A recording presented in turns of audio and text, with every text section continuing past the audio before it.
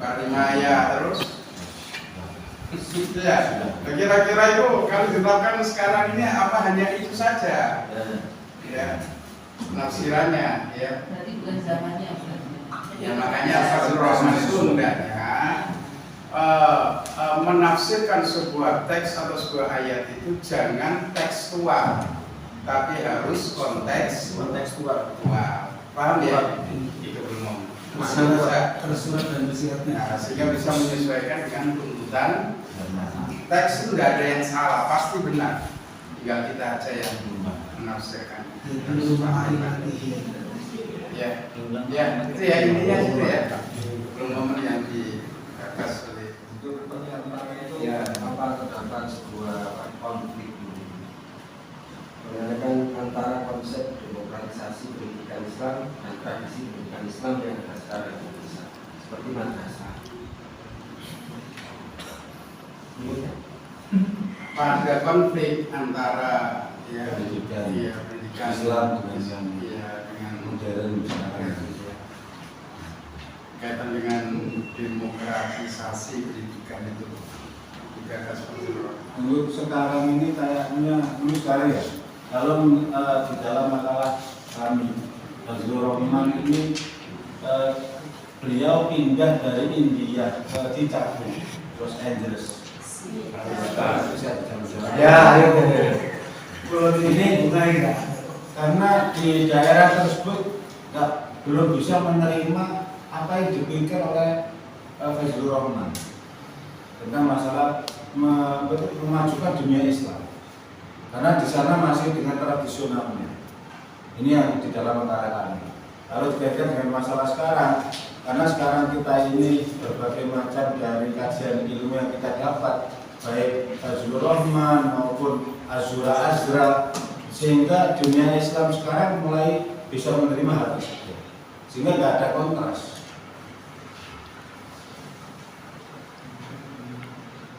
Barangkali Pak Subrono menambah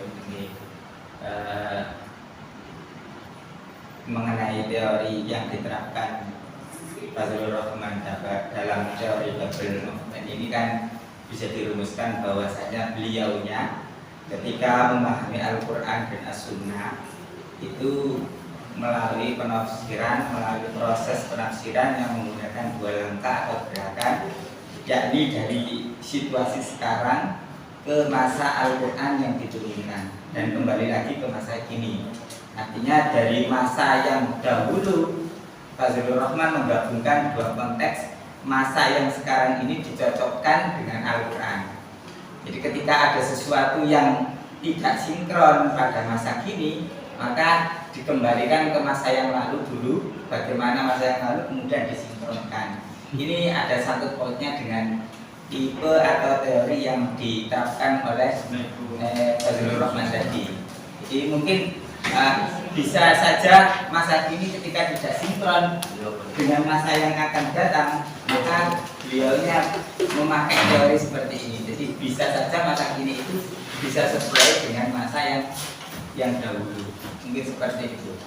Jadi kesinkronan masa yang akan datang ini atau masa sekarang ini disinkronkan dengan masa yang dahulu. Jadi bisa saja ya bisa sinkron, kayak seperti zaman-zaman dahulu itu kan ada situasi-situasi yang tidak sama dengan masa zaman sekarang.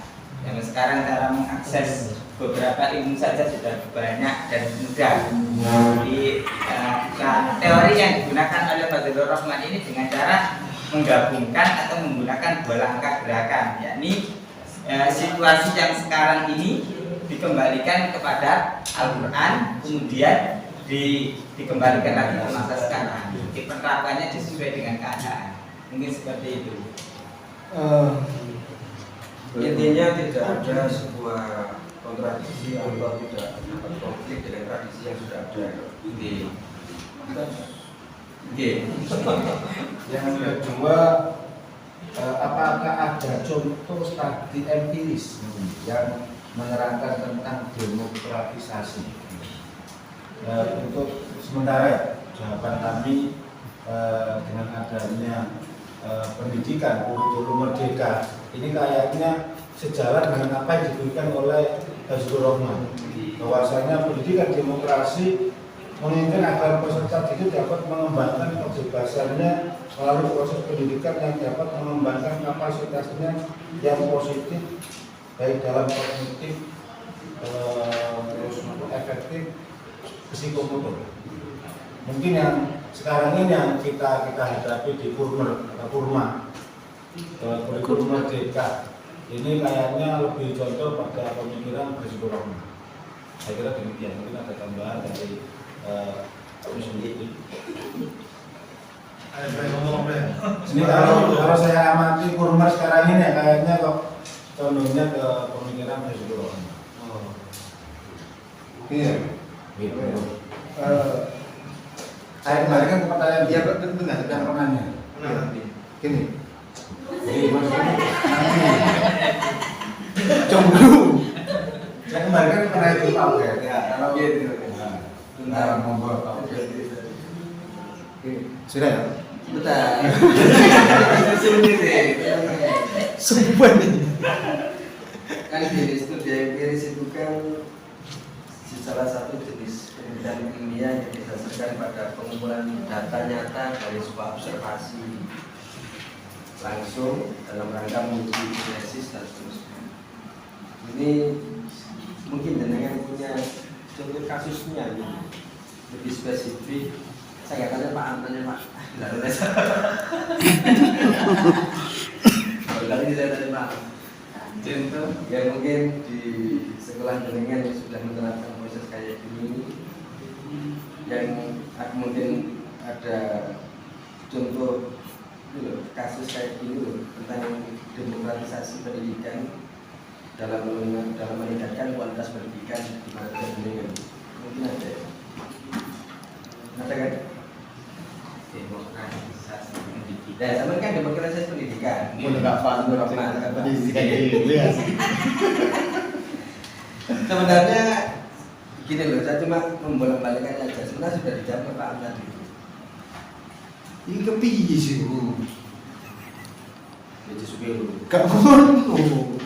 Pertanyaan. Ayo. Pendidikan demokrasi mengenal. Demokratisasi pendidikan Fazlur Rahman itu mungkin jenengan punya kasus yang lebih Spesifik. itu loh. Contoh Kalau tadi dicontohkan sama Pak Nur kan bersifatnya itu masih sifat umum. Di Indonesia sekarang ini menerapkan kurikulum merdeka, memang berpusat pada siswa bukan pembelajaran itu. Mungkin jenengan punya contoh yang kecil. Sedikit bantu ya. Yang itu juga pada mungkin lebih pada kayak di pondok-pondok modern ya, bukan modern ya.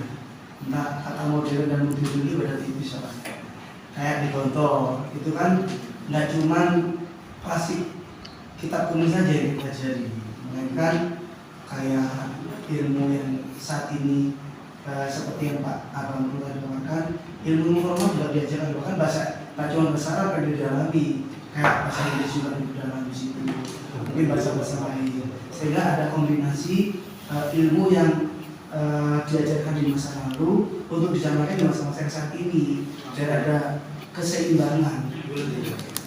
Jadi model Saya semakin bingung. Ini pemakalan, menyimpulkan tidak jawab gitu. Pemakalan dulu lah. Intinya Iya, pemakalan juga. Pemakalan dulu. Ingatkan nggak? Jadi tadi demokrasi pendidikan itu kan satu contoh yang dicontohkan oleh Pak Amrullah tentang kurikulum merdeka. Ya, kurikulum merdeka itu ada P5. Ya, P5 itu adalah guru tinggal mengarahkan atau membuat judul. Jadi diserahkan kepada murid dan murid membuat sebuah karya. Mungkin seperti itu. kalau jenengan bicara P5 jangan cuma P5 dan P2RA. Ada P2RA. Royal belajar rahmatan alamin.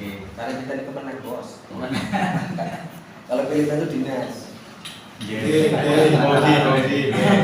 Jadi di situ kan menekankan pendidikan diserahkan kepada peserta didik. Artinya si guru atau itu cuma memberikan sebuah judul, kemudian si murid itu bebas untuk melakukan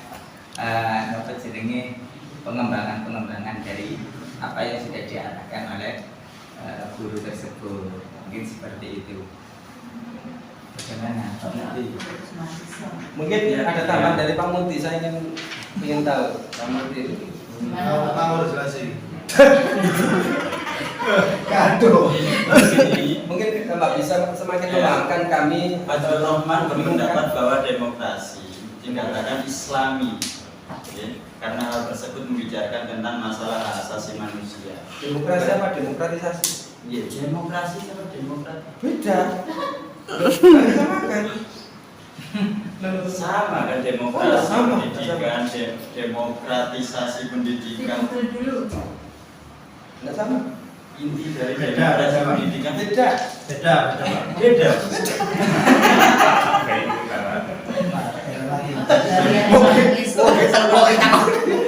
Enggak, apa demokratisasi pendidikan berarti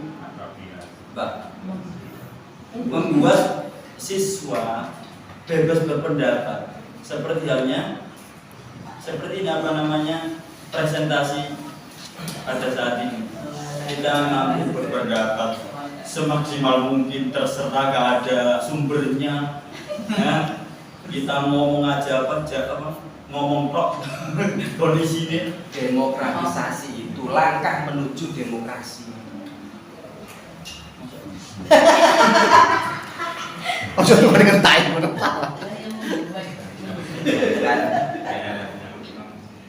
Kembali ke pertanyaan coba di pertanyaan. Tapi empiris yang menerangkan tentang demokratisasi dalam kurikulum sekarang ini, pendidikan sekarang itu. Ini kan komunitas pendidikan di Indonesia negara kita. Kalau menurut saya, sesuai keterangan yang dengan peristiwa Mahkamah tentang Demokratisasi di dalam dunia pendidikan adalah K13. Karena K13 itu siswa diminta untuk berpikir dan merumuskan apa yang akan digaji, apa yang akan diterangkan, kemudian dideskripsikan, ditulis dan didiskusikan. Menurut saya seperti itu, sesuai teori yang didengar terus di situ, di sini. Makalah ya. Iya, konsep K13 itu kan seperti itu. Karena tidak mau ditunjukkan dekat, tapi anak kan disuruh berimajinasi dulu, berpikir dulu, mengungkapkan apa seperti apa, habis itu dideskripsikan. Supaya kamu lah. Demokrasi dan kita pas itu menurut saya sih. Kan kebebasan berpikir pada siswa. Sebenarnya K13 menuju kurikulum merdeka juga penyempurna. Semuanya itu kembali kepada Undang-Undang Sisdiknas tahun 2003. Iya. Ya, pada bab berapa itu? Ketiga. Yang dalam pendidikan. Iya. Ya. Apa prinsip-prinsip demokrasi yang diimplementasikan di sekolah?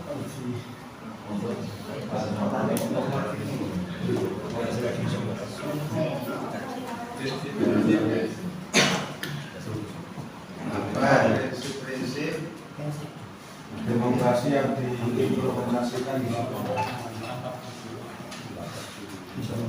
pertanyaannya Mbak Ida ya. Mbak Indra, selalu di lingkungan.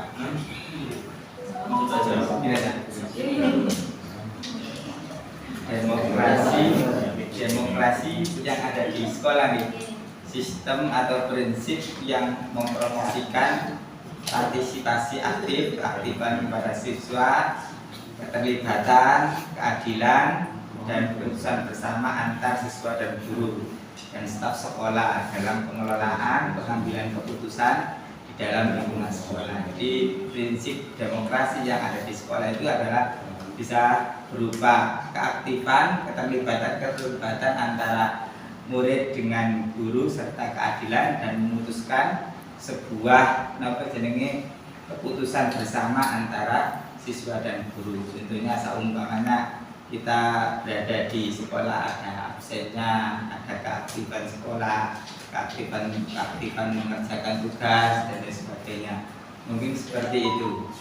Juga dalam pengelolaan sekolah mengenai tentang keputusan pengambilan keputusan, bagaimana cara mau adakan lomba, terus bagaimana teori-teori yang dilakukan sekolah untuk mencapai anak didiknya agar supaya menjadi anak-anak yang pintar, juara dalam proses perlombaan dan sebagainya.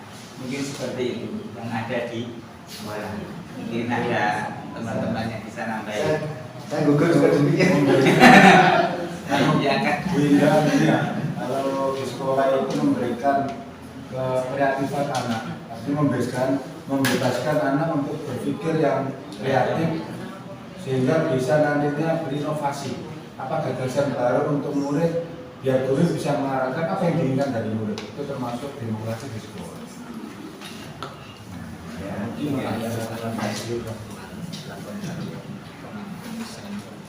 Ya, sudah.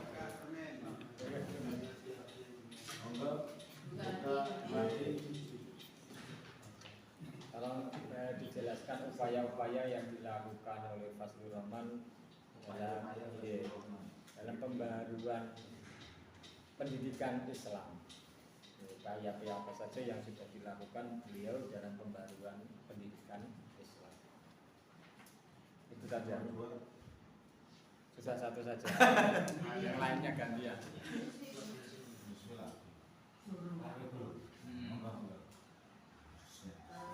Yang bergantian di diri saya.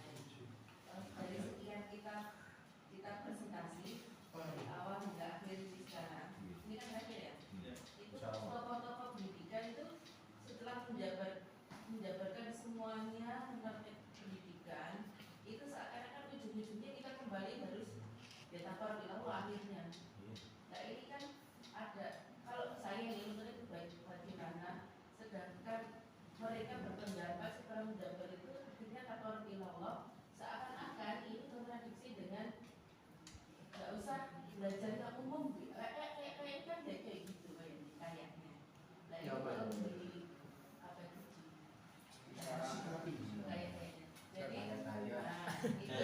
Jadi ya kita belajar agama saja, yang lainnya pada akhirnya mereka berpendapat seperti itu.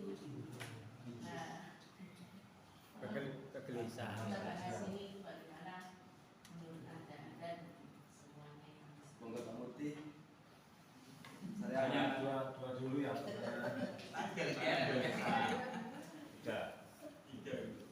Monggo Pak Rizky Saya dua dulu. Aku waktunya nggak? Iya. Oh, nanti kalau kan masih ada waktu, jadi nanti terakhir gimana?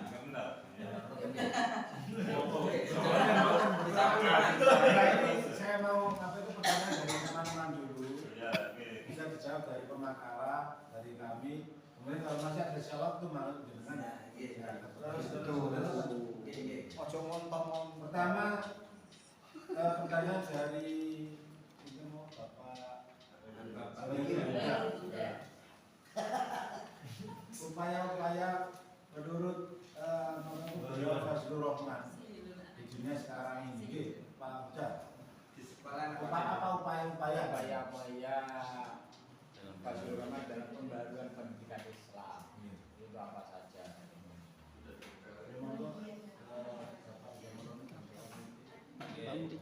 Dalam pembaruan pendidikan Islam, Fazlur Rahman ini ada beberapa yang ditempuh, diantaranya adalah membangkitkan ideologi umat Islam tentang pentingnya belajar dan mengembangkan ilmu pengetahuan, juga berusaha mengikis dualisme sistem pendidikan umat Islam. Artinya Fazlur Rahman mempunyai upaya dalam proses pendidikan ini untuk membangkitkan ideologi umat Islam tentang pentingnya bagaimana belajar dan mengembangkan ilmu pengetahuan. Jadi ilmu pengetahuan yang kita miliki menurut Fazlur Rahman ini dikatakan bahwasanya bagaimana kita bisa mengembangkan atau membangkitkan ideologi kita dalam proses pengetahuan yang kita capai ini. Tentunya kita sudah mengetahui bagaimana cara mengakses internet, ya. Bagaimana cara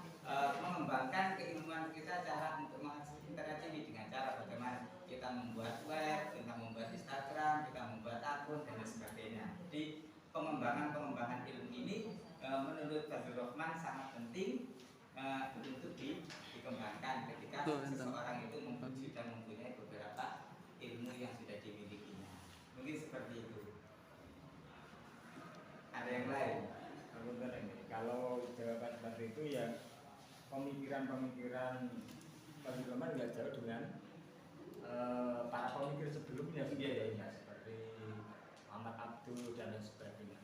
Atau Imam Ghazali pun juga semualah sepakat, saya kira para ulama itu agar manusia mengembangkan ilmunya itu jelas. Dan nanti ujung-ujungnya adalah untuk mendapat kebahagiaan dunia akhirat. Upaya-upaya yang bisa saya lihat yang nyata, yang real dalam dunia pendidikan Islam. Saya ikut membantu ya. Ini. Sebenarnya semuanya pemikir-pemikir Islam ini arahnya untuk mengembangkan. Sehingga di mana era itu memang di masa dulu eranya Imam Ghazali. Jadi era yang waktu itu Fazlur Rahman, eranya Fazlur Rahman. Terus dengan bukti karya-karya ilmiahnya sehingga Fazlur Rahman dikatakan pembaharu Islam di masanya, di zaman. Dan itu upaya-upaya termasuk karangan ilmiah, karya-karya ilmiah ini merupakan upaya beliau. Mungkin gini, mungkin yang ditanyakan itu yang seperti sudah betul, yang jawabannya pertanyaan betul, jawabannya betul, cuman kok gak terima, mungkin gini.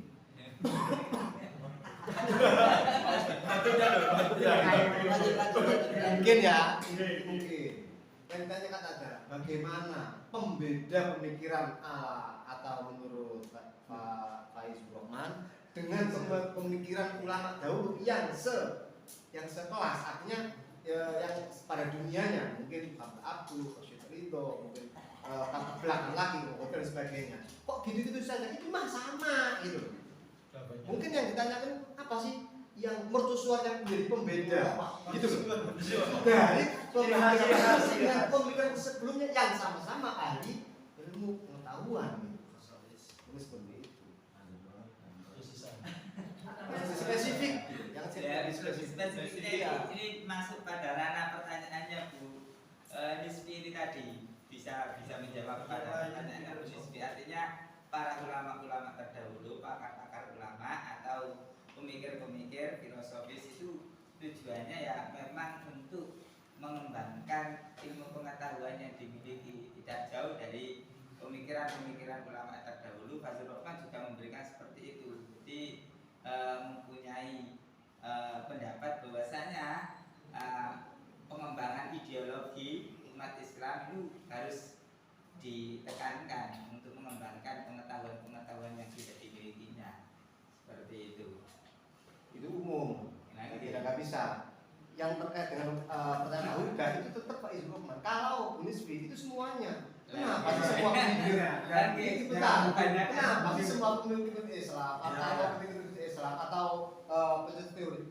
Kok semuanya bermuara pada takwa Allah, takwa itu dulu, itu belum dijawab. Ini dalam makalah kami ini mungkin yang lebih bisa dikenal oleh kenapa sosok Fazlur Rahman ini dikenal dengan pemikiran pembaru Islam dengan ungkapan merdeka dalam berpikir,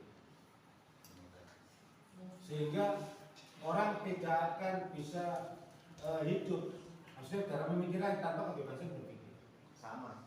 Yang maksud itu waktu juga demikian. Jangan diungkapkan itu. Fazlur Rahman diungkapkan. Dalam diungkapkan dan bersama seperti teorinya, gitu loh. Seperti teorinya semuanya. Teori pemikiran. Pertanyaannya itu upaya-upaya dalam pembaruan pendidikan Islam. Jadi begini ya, memang Fazlur Rahman itu kalau kita lihat background-nya, dia itu enggan untuk kembali ke apa? Setelah beliau menempuh atau mendapatkan gelar doktor, enggak kembali ke Pakistan India ya. Walaupun kemudian wilayahnya sudah merdeka ya, jadi negara Pakistan. Karena adanya kekhawatiran kalau pemikirannya Fazlur Rahman yang notabene belajarnya di Barat itu tidak diterima. Oleh karena itu pemikiran beliau ya dalam pembaruan ya dunia Islam atau dunia pendidikan Islam itu yang pertama dituangkan ketika beliau itu mengajar di Barat. Ya, itu. Tapi yang lebih konkret adalah wujudnya berupa apa? Berupa karya-karya. Dan realitas ya karya ilmiahnya itu justru ditentang dan tidak dipakai oleh ya negaranya sendiri, tapi dipakai oleh negara-negara Barat, termasuk Indonesia, ya kan?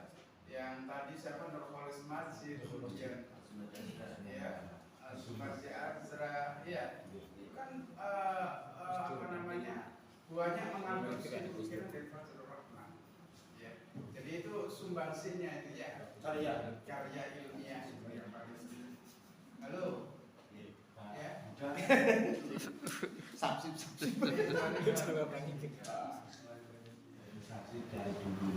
dari Mataram pertama sampai sekarang itu nggak ada bedanya. Semuanya mengerucut pada sesuatu dari Ta'ala.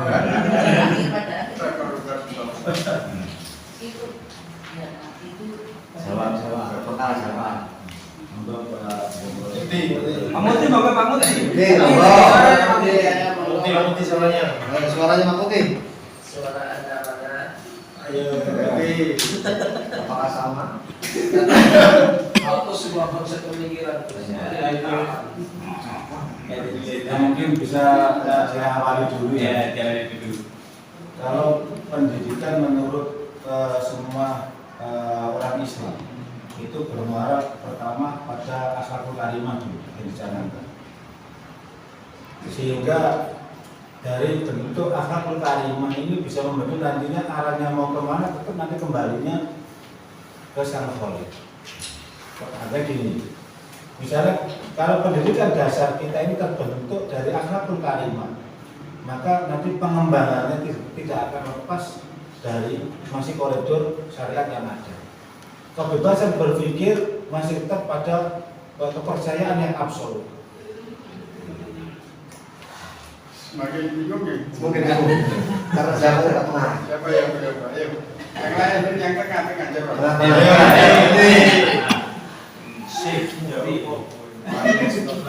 Sembarangan. Terus pokoknya jawab.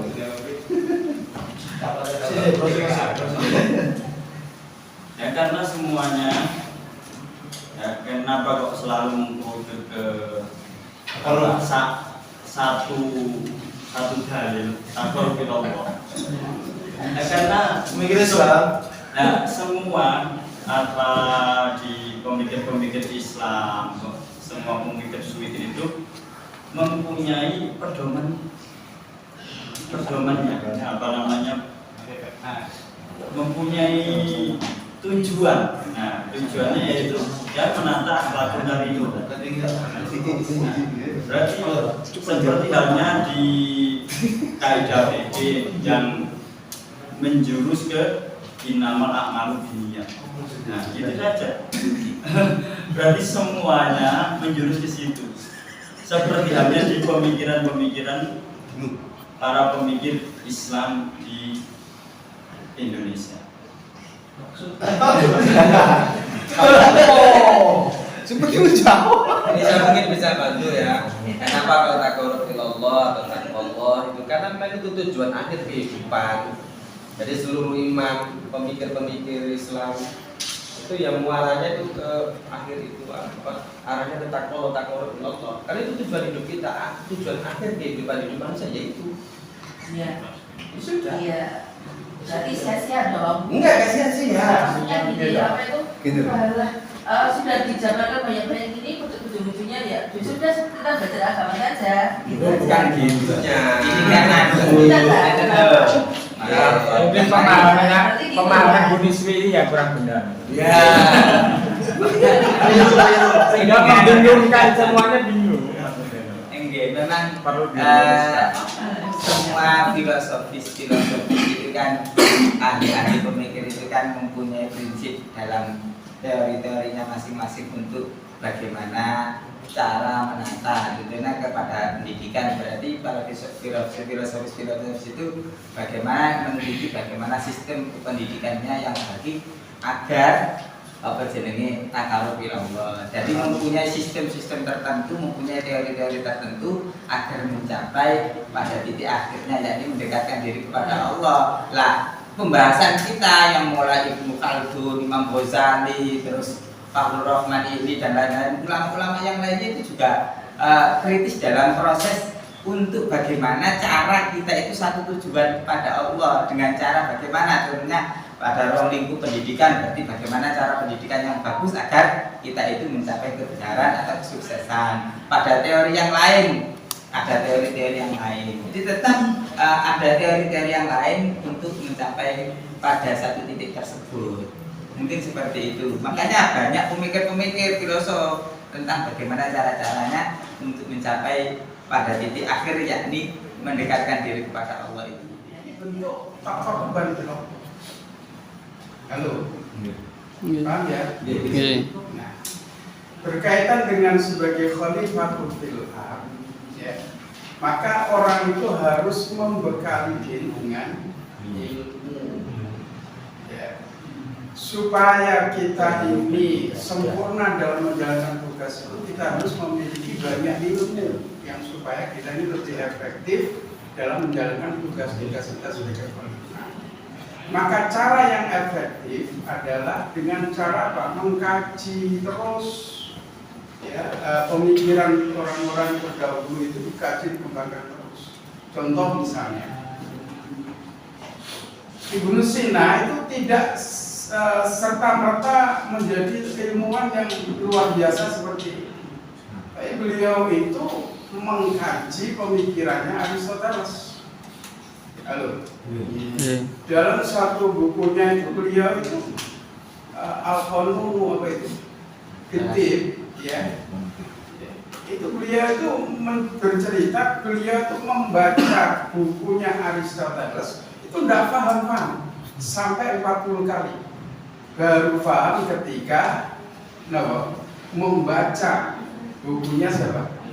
Al-Farabi. Artinya apa? Artinya kita itu harus terus mengkaji, ya, karya ilmiah pemikiran para ulama-ulama kita terdahulu. Supaya apa? Supaya ilmu ini berkembang.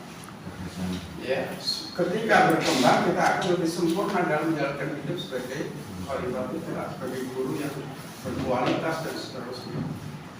Oleh karena itu, kenapa sekali lagi di sini ada mata kuliah ini, ya, supaya kita mau mengkaji pemikiran-pemikiran itu, kemudian kita ambil, yang kita kolaborasikan, ya, dan seterusnya. Ini dan itu ketika kita kemudian kita implementasikan dalam dunia kehidupan sehari-hari kita, itu bentuk takarruban ilallah. Jadi guru yang baik tujuannya untuk mengantarkan, ya, karena Allah mengantarkan anak-anak supaya lebih dan seterusnya. Ya Bu Niswi, jadi bukan endingnya harus belajar agama.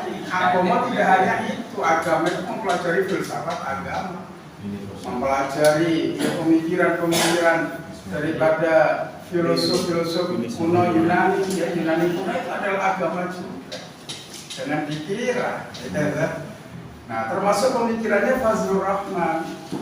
Jadi menggabungkan antara apa ya? Pemikiran Barat sekuler, ya, dengan Islam itu penting juga, jangan ditinggal. Makanya Rasulullah dawuh, utlubul ilma walau bisin, iya. Karena saya yang berpendapat harus semua ya. Jadi pada waktu itu memang di zaman Rasulullah itu dinasti Ming itu sudah luar biasa. Jadi artinya ilmu pengetahuan sudah berkembang luar biasa di negeri Cina ini. Jadi boleh kita ini belajar kepada orang-orang non-muslim, boleh, walaupun itu adalah tidak seagama dengan yang penting adalah dalam kepentingan. Di era kejayaan Islam, ya Cordova, Andalusia, kemudian mana di Baghdad, gitu ya. Orang Eropa kan belajar kabeh di Islam, di Cordova dan Andalusia, betul nggak? Di sejarahnya. Ya, sekarang boleh, makanya orang Islam belajar ke Amerika, silakan, ke Barat silakan. Tidak masalah, itu semuanya ilmu kabeh dari Allah. Kan begitu. Ya. Oleh karena itu jangan punya pemikiran terus yang agama itu hanya sebagai sholat, takarruban ila Allah, muraqabah dan setidaknya. Semua kita dalam menjalani tugas sebagai Abdullah maupun sebagai Khalifatul Ard, ini adalah bagian daripada ibadah pengabdian kepada Allah. Saya kira itu dulu.